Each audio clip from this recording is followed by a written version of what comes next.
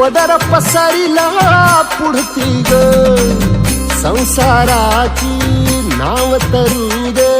हात असू दे पाठी ग तू रेणुका तू यल्लम्मा दाही दिसला काज महिमा नांदव सुख संसारी ग हाती परडी कुंकू भाई अंतरितवली ज्योती ग भंडाऱ्याची मुठ उधळली पाप जळली कोटी ग देवी यल्लम्मा आईचा कोल्हापूरच्या अंबाबाईचा